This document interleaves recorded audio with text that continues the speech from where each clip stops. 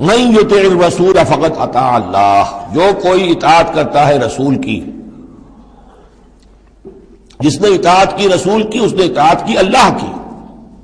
یہ ٹکڑا بہت اہم ہے، اس لیے کہ اس کے ساتھ ہی آپ حدیث اپنے دماغ میں ٹانک لیجئے، اپنے ذہن میں، اس لیے کہ یہ جو کام تھا سارا کا سارا جماعتی زندگی کے تحت ہو رہا تھا، اور اس میں رسول جو ہے صلی اللہ علیہ وسلم وہ جنگ میں ہے تو کمانڈر ان چیف ہے،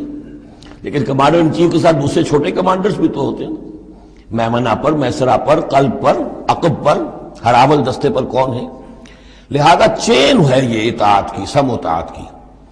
کہ حضور نے فرمایا من اطاعنی فقد اطاع اللہ، وہ تو یہی بات آ گئی،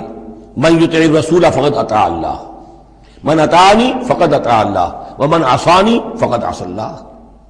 جس نے میری اطاعت کی اللہ کی اطاعت کی، جس نے میری نافرمانی کی اللہ کی نافرمانی کی، ومن اطاع امیری فقد اطاعنی، جس نے میرے مقرر کردہ امیر کی اطاعت کی اس نے میری اطاعت کی، ومن عصى امیری فقد عصانی، اور جس نے میرے معین کردہ امیر کی مخالفت کی یا اس کی نافرمانی کی اس نے میری نافرمانی کی۔ تو یہ چین چلے گی اوپر سے نیچے تک، جو بھی جماعت ہوگی، لشکر ہوں گے، اس میں جو ہے رینکس ہوں گے، اس میں کارڈرز ہوں گے، اسی طریقے سے یہ سم و طاعت جو ہے اس کی ایک زنجیر چلتی چلی جائے گی۔